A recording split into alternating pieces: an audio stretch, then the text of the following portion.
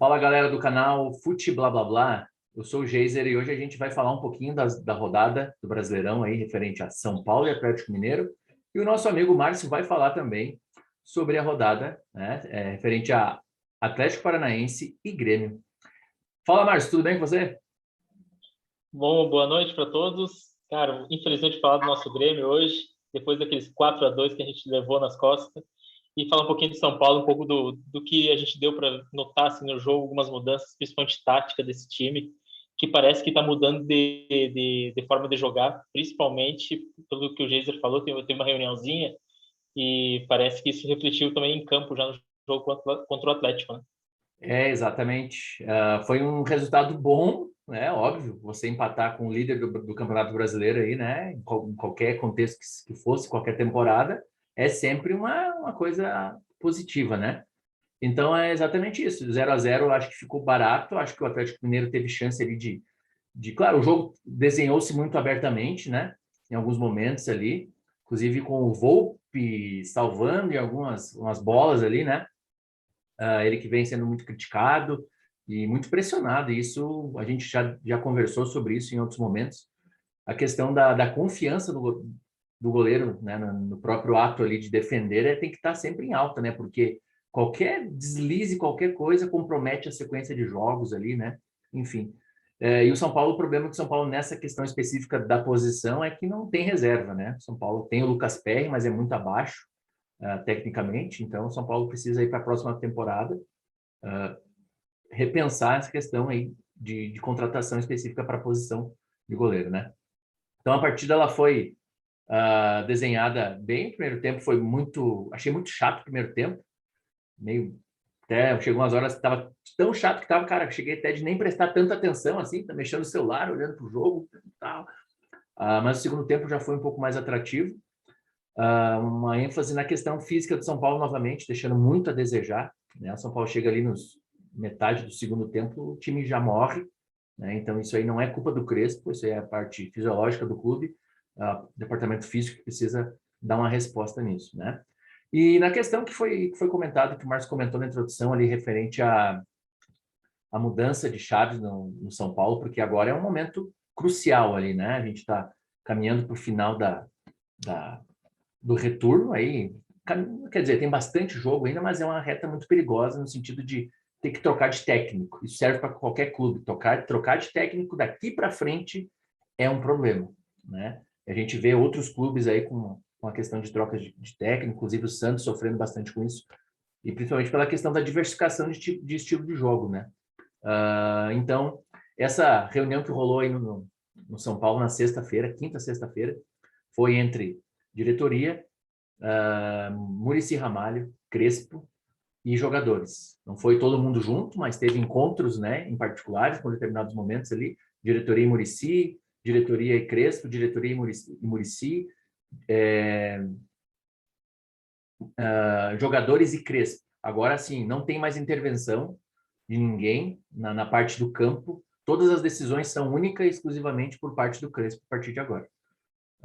Então, a gente aguarda essa melhora, e essa melhora já veio no sábado, né? O São Paulo deixou de fazer a marcação homem a homem, que estava sendo um problema, pela questão do comprometimento físico que o time estava tendo, né? Dado o histórico da questão negativa, né? Que o São Paulo tem nessa questão física. O São Paulo chega à metade do segundo tempo, o São Paulo morreu, né? E aí não é culpa só do Crespo, né? Não é culpa dele, é a questão estrutural do São Paulo mesmo, né, Marcos? Tem alguma coisa para comentar sobre isso, para a gente ter mais ideias e para eu pensar mais um pouco aqui sobre o que falar na sequência também. Valeu. Não, tranquilo. O que eu percebi muito do jogo do São Paulo, assim, do Atlético, é um São Paulo muito mais burocrático mesmo. Senti o São Paulo conseguir controlar, por mais difícil segurar Hulk, ontem não tinha Diego Costa, mas ontem não, né? No final de semana não tinha Diego Costa, tinha Vargas, mas tem Natano, tinha o Nacho. Então eu senti um São Paulo mais burocrático. E assim, cara, dentro do contexto do campeonato, eu achei um resultado, primeiro, bom, por mais que o São Paulo, da grandeza dele, jogando em casa, mas pela situação ali naquela zona intermediária de 12º para cima até 20º, tá tudo embolado. Então, segurar o melhor time do campeonato, provavelmente um dos 3 melhores times da América do Sul, eu entendo que é um contexto bem positivo, assim, até como uma resposta para a torcida, não somente do resultado, mas também como desempenho. Mas senti muita falta de criatividade do meio para frente. Para mim, o sopro de esperança desse time é o Rigoni, vou falar bem dele, mas totalmente apagado no jogo. Os laterais não davam opção, não deram opção em nenhum momento, principalmente o lateral esquerdo, o Hélio. Por mais incrível que pareça, senti falta até do Reinaldo no jogo, porque eu acho que o Reinaldo ele é um perigo nas duas áreas, né, defendendo e atacando, porque todo mundo ataca pelo lado dele, mas também tem uma chegada com força na frente. Eu É. senti um pouco de falta de criatividade nisso. Luan, com a nota 6, nota 7 dele de sempre, e faltou criatividade na frente, cara. O Caleri entrou no segundo tempo ali, mas totalmente fora de forma. Não é nem digo forma de peso, eu digo fora de ritmo Ritmo. mesmo. Uhum. Então, infelizmente, às vezes tu queima ali. O Nestor também bem apagado no jogo, assim, mais preocupado com contenção para conter os meias do Atlético junto com os volantes. E o Rigoni, como eu já falei, assim, com o sopro de esperança, infelizmente nesse jogo ele praticamente não apareceu. É. E o São Paulo atrás, bem controlado, Volpe, cara, muito bem, teve uma defesa, uma das grandes defesas do campeonato para mim, que é uma defesa de um chute de fora da área do Arana. Cara, que a bola faz um monte de curva ali, um chute forte, por mais que seja próximo do goleiro ali, é difícil mesmo. E, cara, é um jogo bem diferente do que eu esperava do São Paulo. O São Paulo sempre dava muito espaço para os outros times jogar, criava muito, e para mim um exemplo claro desse tipo de jogo do São Paulo é contra o Flamengo, acho que foi 5-1, né? O São Paulo saiu ganhando, teve chance de ampliar, e deu muita chance no segundo tempo pro Flamengo. E nessa vez contra o Atlético, que são dois times de tamanhos parecidos e futebol parecido, não senti essa facilidade do Atlético em chegar na área do São É. Paulo. E um destaque é a questão até que se comenta, né? Os jogadores do São Paulo, quando estão prestes a renovar contrato, eles começam a jogar bola absurdamente. E foi o que aconteceu com o Arboleda no sábado. Que o Arboleda jogou, cara, Jogou assim, bem pra caramba. destaque positivo para todo o sistema defensivo no geral. Mas, assim, o Arboleda foi absurdamente bem, cara. Miranda parou de errar lance besta. E daí o Léo Pelé, ele acaba sendo abaixo porque tem dois caras absurdamente maiores, literalmente em estatura e em futebol também, né? Cara, mas assim, as mudanças foram muito claras, assim. O que está faltando para o São Paulo é a criatividade. O São Paulo não cria, não finaliza, é um dos piores ataques da história do São Paulo, nesse mesmo período do Brasileirão, em outros momentos aí da nossa história dos pontos corridos, esse time, em questão de números marcados, de gols marcados, é ridículo, né? E aquilo, cara, o São Paulo não cria, tem só vou criar um termo agora aqui, um chavão aí, tem uma Benítez dependência, no sentido da criação. O Rigoni, ele contribui, ele faz verão, mas ele precisa ser abastecido também, né? A bola precisa chegar para ele lá. E o Benítez acaba sendo essa esperança, só que ele não corresponde, cara. Ele tem lampejos, e a parte física dele, que já tem um histórico negativo quando ele estava no Vasco, etc., Independente, etc., e aí ele chega no São Paulo, que não tem uma estrutura que está sendo a parte física desse ano, o que está sendo mais questionado, né? O trabalho do Crespo, o crédito do Paulistão já acabou, mas a parte física do São Paulo vem sendo citada há muito tempo, né? Então, aí o Benítez vem para esse clube que não consegue dar esse suporte adequado para ele jogar, então tá complicado. Mas enfim, cara, agora o São Paulo se desenha essa questão aí de dar uns passos largos aí para fugir do Z4, né? E sonhar com essa Libertadores aí que virou mãe agora, né? E aqui o São Paulo tem que torcer pelos grandes rivais, né? Pelos grandes times do Brasil. Tem que torcer para um brasileiro ganhar Libertadores, torcer para um brasileiro ganhar a Sul-Americana, torcer para que um dos clubes que esteja na parte de cima da tabela ali ganhe a Copa do Brasil para abrir mais vaga, para caber todo mundo dentro da Libertadores É, 2022. a gente fala de um G6, pode virar G9, né? Nossa, Então vai tem uma virar possibilidade bem grande. uma. Não, banalizou. Meu Deus, Hoje cara. é uma forma de incluir mais times brasileiros e argentinos. Fica mais fortalecido a Libertadores, mas perde o sentido de ser um campeonato sul-americano, né?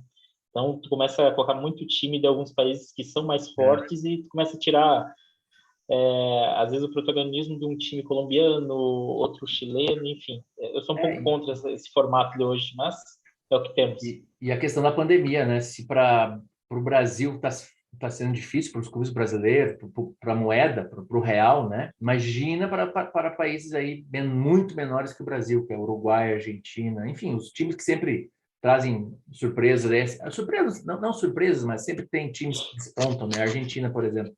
A Argentina não tem nenhum time competitivo, assim, que chegue e dê de frente com algum time brasileiro, né? No momento. E isso vale muito pela questão econômica, né? Inclusive, não é só futebol, a gente sabe disso, que questões econômicas, não só do clube, mas também do contexto em que esse clube está inserido, né? No caso, entra a questão do país, né?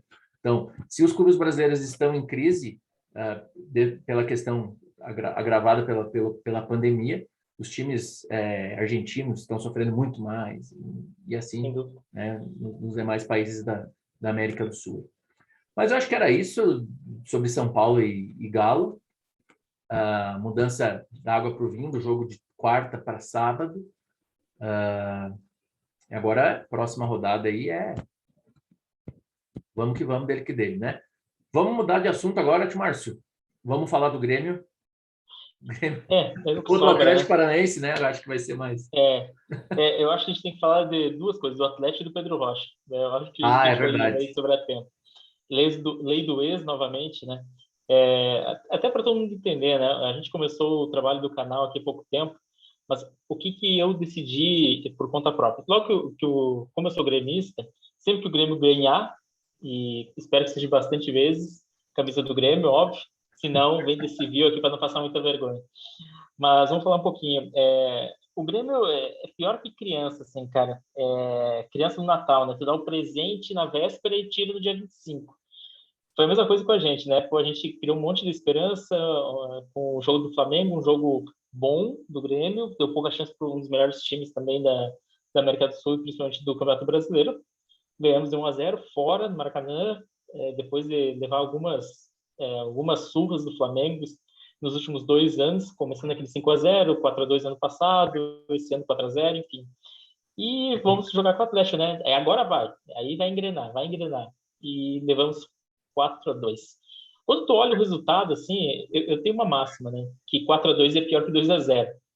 Mas o time foi muito abaixo, muito abaixo. O Grêmio tinha uma das 3 melhores defesas do campeonato e levou 4 gols de um time do Atlético, que é um time bem nota 6 assim, no Campeonato Brasileiro. Pedro Rocha, que o Grêmio não quis contratar quando ele voltou da Rússia, que já tinha passado pelo Cruzeiro, Flamengo, não tinha dado certo. Foi oferecido para o Grêmio não quis trazer ele na época como ponta esquerda, quis apostar mais no Ferreira, que aí teve algumas lesões, mas é bom jogador ainda. O Pedro Rocha acabou com o jogo. Ele destruiu o lado do Grêmio ali. Ele, jogando de ponta esquerda, jogou em cima do Wanderson, que é um dos ótimos laterais direitos que a gente formou nos últimos 20 anos, sem dúvida nenhuma, mas que não conseguiu marcar ele. Ele fez gol, fez assistência, mas não encontrou o Pedro Rocha no jogo. Tanto que o alívio do Grêmio foi quando o Atlético, acho que com um pouco de pena também, de dar uma surra histórica, e começou a poupar por causa da Sul-Americana, né? Tem jogo É, contra o Penharol ainda, e aí, nossa, tava 3-0 na hora. Aí o Grêmio e, fez um contra o Thiago Santos, né, na sequência. é, e Márcio, complementando, cara, eu, assim, até gravei um vídeo falando sobre isso no canal aqui, falando sobre a questão da projeção da rodada, né? Falei sobre a possível vitória de São Paulo contra a América Mineira, mas aquilo foi um fiasco, né? Até vou apagar o vídeo depois. É É, melhor. e falei que possivelmente o Grêmio ia enfrentar um Atlético Paranaense com reservas, né? O time Uhum. do Atlético ia estar totalmente mistão ali, porque devido ao foco na Sul-Americana. E, cara, aí não, negativo, os bichos vieram para moer, né? Porque eles também É, estão na zona da bagunça ali, né? Do Z4, perto é, ali. tava em 12º, 13º ali. O É, Terence não jogou, né? Que para mim é um dos melhores jogadores do Atlético no campeonato, sem dúvida. quem? Mas o Terence, para mim, é um dos Terence. melhores jogadores, um Ah, dos melhores meio-campistas que sim, tem no sim. futebol brasileiro. Cara, uma média alta, assim, de consistência dele. Mas o grande problema do Grêmio foi coletivo. A gente pode chegar aqui, faltou futebol, faltou físico, faltou tática, mas, cara, ali foi um trabalho coletivo, assim, a dupla de zaga perdida, os laterais não conseguiram parar ninguém, não conseguiram parar o Nicão, não conseguiram parar o Renato Kaiser dentro da área, não conseguiram parar o Pedro Rocha. Cara, o Grêmio estava perdido em campo, perdido. O primeiro tempo terminou 2-0, com 2 gols do Pedro Rocha. O Filipão fez as mudanças no segundo tempo, entrou o Léo Pereira e o Douglas Costa, e aí a torcida, né, agora vai, agora vai. Foi mesmo, a gente levou um terceiro gol na sequência. Aí no cruzamento o Wanderson, o Thiago Santos, o Atlético fez 4-1 na sequência, o Grêmio fez 4-2. Um gol do Wanderson e uma assistência dele e um gol do Thiago Santos. Mas, cara, para um time que quer sair dali, eu tenho uma concepção que é o seguinte: alguns esquemas para alguns times, por exemplo, enfrentar o Flamengo tem que para se defender mesmo, para especular o jogo sem contra-ataque. Mas o time do Atlético Paranaense, ele não vai se expor tanto. Ele vai te pressionar fora, dentro de casa. E 3 volantes não tem uma saída de jogo. Ou tu marca lá em cima para ter pouco espaço para ter que correr, e aí tá perto do gol, ou você marca lá atrás e sai em velocidade se tu tiver atacante para isso. Como a gente deu muita brecha na defesa, infelizmente a gente não teve a chance de contra-atacar em nenhum momento do jogo, praticamente. Um ou outro lance esporádico, mas o Atlético teve total controle do jogo, e pelo que a gente tem acompanhado, o Grêmio joga contra o Sport agora na próxima rodada em casa, obrigação ganhar, assim como na sequência enfrenta o Cuiabá também em casa, então 2 jogos, tem que ser 2 vitórias, até porque o Grêmio, naquela esperança, tem chance de sair nessa rodada, perde. Tem chance de sair nessa rodada, perde. Foi assim com o Corinthians, está sendo agora com o Atlético Paranaense, e a gente tem 2 jogos em casa. Tem que vencer, pelo que a gente tem acompanhado, vai ter mudança no time, sai os 3 volantes, entra um meia, provavelmente Douglas Costa joga por dentro, não pela ponta, com a possibilidade também do Campaz jogar pelo meio e Douglas Costa disputar a posição com o Alisson e com o Ferreira. Cara, vamos ver. O que eu digo é o seguinte: a gente não pode ficar da situação que está. A gente já está 20 rodadas já na zona de rebaixamento, é inadmissível para o time do tamanho do Grêmio. E a questão é aquilo, né? O problema também entra na questão, obviamente, há alguma crítica no próprio trabalho do Filipão. O problema é o momento delicado de trocar técnico nessa altura, né? Porque aí, o que vai ser depois, né?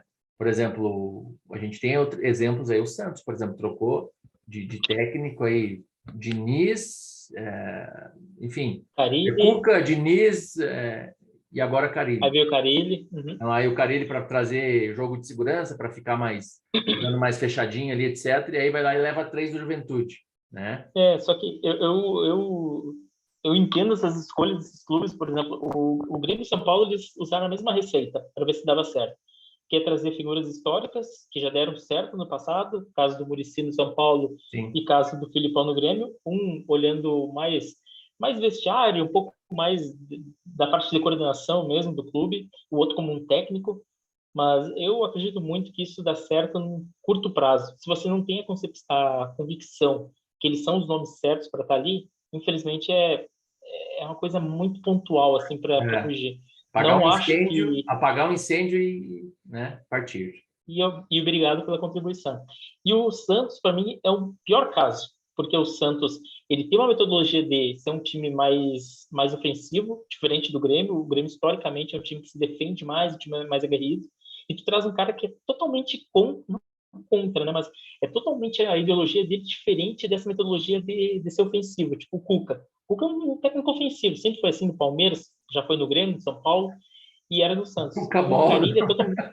O Carille é totalmente o contrário, cara. O Carille, ele é o Mano Menezes com um pouquinho menos de grife.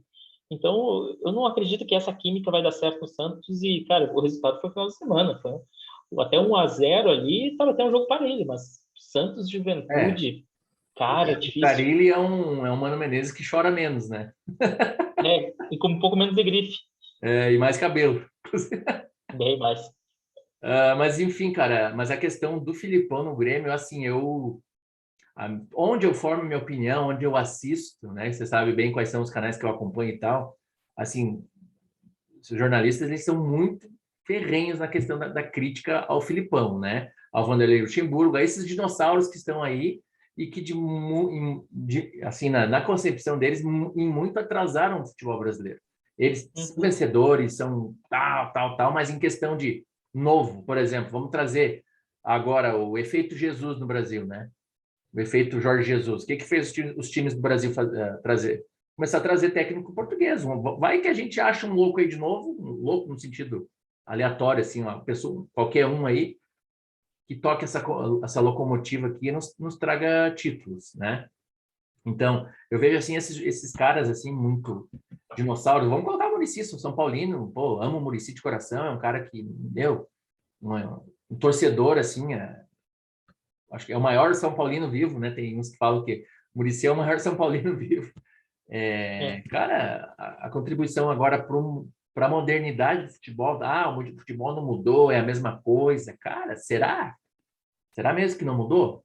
Será que a gente já não está trabalhando aí com outras funções, com outras ideias, né? Claro que hoje em dia esses conceitos se popularizaram, né? O zagueiro construtor, o passe quebrando linhas. A gente entrou essa parte chata, assim, né? Aí fala dessa forma, se torna algo mais atrativo, né? Que nem o Tite dando coletivo. Porque eu não sei o que lá flutuando. Cara, isso aí ó, eu acredito que sempre existiu, só não tinha essas definições, assim. Nomenclaturas. Mas em questão do que esses caras trazem de novo, o que eles acrescentam hoje, assim, 2021, para o futebol brasileiro e para as instituições que eles estão inseridos, né, cara? Eu me questiono. E quando o Filipão foi para o Grêmio, eu sempre pensava assim, cara, o que esse louco vai fazer lá? Claro que a instabilidade é aquilo que a gente comentou antes, da questão do incêndio, né? E para mim, assim, o cartão de visita do Filipão foi aquele jogo contra o São Paulo lá. Ele tava 0-0, ele começou a empilhar volante lá e tá bom 0-0, e o São Paulo vai lá, gol. Ganhou o jogo. Né? Então, Ainda perdemos no último lance, hein? cara, eu fico assim, meio apreensivo com essa questão. Eu acho que o Grêmio, se bem que, e também a questão, o nosso mercado de técnicos está escasso, né? Só que eu acho que o Grêmio merece muito mais, cara.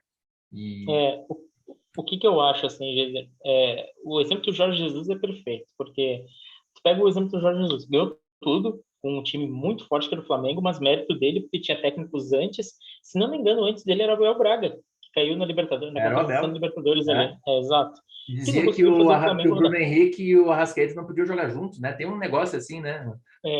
no primeiro jogo e também quase que o Jorge Jesus, naquele primeiro jogo contra o Emelec, se não me engano, quase colocou tudo a perder, né? Exatamente. O Rodinei, acho que lateral, o Rafinha na meia, mas enfim, esse é assunto para outro vídeo. Olha o que aconteceu. Ganhou tudo com o Flamengo, voltou para a Europa para treinar o Benfica. Cara, ele contratou muita gente no Benfica. E ele não deu certo lá ainda. Esse ano, a temporada está com 100% de aproveitamento, se não me engano. Mas o que eu quero dizer? Na Europa, ele é mais um. Ele é os técnicos dos dinossauros nossos. Aqui, ele fez chover. Então, faz diferença um técnico bom, cara. Faz diferença. Tu vê alguns técnicos diferentes. Vamos lá. Vojvoda, do Fortaleza. Tu pega o Barbieri, que treinou o Flamengo, mas é um Bom, técnico novo. sim. Quem mais? O Renato Gaúcho é mais dinossauro nessa leva, mas O, do, Abel Ferreira... cara, não. Aí eu discordo, cara. Discordo, craque. Como diria o nosso mestre Não, supremo, Edilson, jogador. Conhece o Edilson, jogador? porra, que demais. Enfim. Mas, cara, desculpa, eu te cortei. Continue, Márcio. Não, mas o que eu quero dizer, tem vários perfis diferentes e uma nova mudança realmente, acho, nessa procura por técnicos. Eu acho que o Filipão, assim como foi o Abel com o Inter ano passado barra esse ano, terminou esse ano, Campeonato Brasileiro, são muito pontuais. Eu não acredito, sinceramente, nesse formato de hoje. Eternamente grato por todas as figuras, pelo que eles conquistaram, por todos os clubes, pelo que a imagem deles conspira junto à nossa torcida, por exemplo. Filipão, junto com o Renato Gaúcho, os maiores técnicos que a gente teve na história, e nada tira isso deles. Sim. Só que, nesse momento, Outro. não fecha. Não é um trabalho a médio prazo. É um trabalho a curto prazo para resolver agora e acabou. Sim. Cara, mas são situações, né? A gente já comentou sobre isso, a questão do Muricy ter voltado para São Paulo em 2013 para tirar o time do buraco do rebaixamento, né? Então é exatamente isso, cara. A questão é planejamento, né? Só que daí, assim, os planejamentos dos clubes brasileiros, eles são meio estranhos, né? Você vê o exemplo do Inter, por exemplo, que trouxe o Miguel Ángel Ramírez lá, né? E, cara, daí o cara foi lá e foi eliminado, beleza, foi um fiasco. Foi um fiasco, perdeu o Grenal, foi um fiasco, sempre é um fiasco, né? Perder clássico, né? E o Inter gosta de apanhar do Grêmio ultimamente, né? Aí ficou faceiro, né? Aí deu uma risadinha. Continue assim, continue assim. Aí, cara, e o planejamento do ano daí foi pro saco porque perdeu aquela competição específica, ou que seja duas competições, cara. Entende? Por exemplo, um processo diferente do que está acontecendo com o Palmeiras. Se o Palmeiras, por exemplo, chega a ser eliminado pelo Galo, que eu acredito que pode acontecer, essa eliminação, é outra questão, porque esse cara já viveu um auge no Palmeiras, né? Ele já ganhou a Libertadores, que era o título top para eles na temporada, né? E aí, agora, cara, o que mais que falta eles ganhar nesse sentido? Então, e agora, Palmeiras sendo eliminado amanhã, tá fora de tudo. Todas as competições, né? Eu acho que é diferente da questão do Inter, que tinha um projeto de estruturação para esse ano forte, dando a sequência ao trabalho do Abel lá, traz o cara que era um suprassumo da América Latina aí, fazia aquele Independente Del Valle jogar como, né, bater de frente com times aí com um elenco muito superior, Flamengo superiores, meteu né? 5-1 no Flamengo. Exatamente. E aí vai lá e joga no ralo, né? Então a questão do planejamento para a gente, para clubes e da América do Sul, não só clubes, mas países e instituições no geral, sul-americanas são sempre complicadas, né? Porque a gente tem esse pensamento muito para agora, para amanhã, do imediatismo, do resultado, né? E às vezes essa conta, para um objetivo de agradar a torcedora, o clube acaba pagando uma conta muito maior, né? E tem um outro ponto que eu acho que é relevante a gente falar. Não estou pregando aqui da gente contratar técnico estrangeiro porque é moda. Longe disso. O grande ponto é o Miguel Ramírez, o Mário, né, que chamava muito no Rio Grande do Sul. Cara, o Inter contratou um cara que eles não conheciam a metodologia de trabalho dele. Por exemplo, no futebol brasileiro, cara, eu não lembro de nenhum caso que tenha dado certo com rodízio, com revezamento de esquema, de jogo, de acordo com o adversário. O Miguel Ramírez joga assim. Ele muda de acordo com o adversário. Se dá certo no Del Valle, pode ser que não dê certo no Brasil. E aí que está o grande X da questão, que é o seguinte: é uma mudança de cultura também para o técnico. A gente só lembra do jogador, né, quando tem essa transição, mas o técnico da mesma forma. Ele Imagine. colocava ele usava o Yuri Alberto, o Thiago Galhardo de titular, muitas vezes colocava o Yuri Alberto de banco e colocava às vezes o Yuri Alberto de ponta direita para correr atrás do lateral. Ele não conhecia o grupo. Sim. Então, ali foi fadado ao É, fracasso desde o e o que eu começo. lembro dele também é a questão, a crítica ao calendário, né? Assim, beleza, não quer dizer que você não pode criticar, mas, cara, quando você vai para um lugar desse, você já tem que saber, bicho, se ninguém te falou, pô, podia ter pego o telefone ali, opa, tudo bem, como é que é o calendário de vocês aí? É uma bosta, então não vou mais. Então, eu acho Uhum. que, e aquilo, né? Se a gente seguir na conversa, são temas incríveis, interessantes demais, que abrem uma série de análises e reflexões, né? Mas para fechar a ideia ali do Grêmio em si, cara, o que tem disponível de mercado para o Grêmio de técnico, né, cara? É difícil, né? A não ser que ache alguém aí, né? Mas fora isso, cara, vai trazer quem, né? Nesse momento agora é seguir com o que tem. Não acho que é saudável para ninguém trocar. Então, segue com o Felipão, da metodologia dele, sai da zona de rebaixamento, continua na Série A e pensa um pouco mais para frente, lá em dezembro, janeiro, e pensa o que vai fazer ano que vem. Nesse momento, trocar vai criar, acho, mais uma crise. Ano que vem, se não me engano, é ano de eleição também no clube, então, cara, tem muita coisa Meu Deus. rodando. Então, nunca para um clube de futebol é bom o ano de eleição, historicamente. Então, eu acho que se a gente não sair logo dessa zona de rebaixamento, a gente tem dias muito obscuros pela frente falando do nosso clube. Exatamente. Márcio, mais uma consideração aí sobre o todo do Grêmio? Só um recado para o Filipão, pelo amor de Deus, coloca o Campasso para jogar um pouco esse ano e tira o Alisson do time e me coloca o Douglas Costa, pelo amor de Deus, Filipão. Eu sei que tu vai assistir o vídeo. Com certeza, ele vai mandar o Murtosa vai assistir também, vão, vão ficar felizes aí. Vou mandar no WhatsApp depois para Sim, ele o sim. link. Ok, não, vamos encaminhar sim, o pessoal da produção, vamos encaminhar vamos fazer um corte dessa parte aí. Márcio faz apelo a Felipão. Fechou. Galera, se você assistiu até aqui, você é foda, cara. Pô, parabéns aí. Vocês não tem nada que fazer, né, para estar assistindo até agora isso aqui, né? Mas ok. Deixa o like aí, se inscreve, certo? E logo, logo, no decorrer das semanas aí, a gente lança mais coisas, tem novidadezinhas por vir aí, tá beleza? Obrigado. E é isso. Falou! Valeu, um abraço.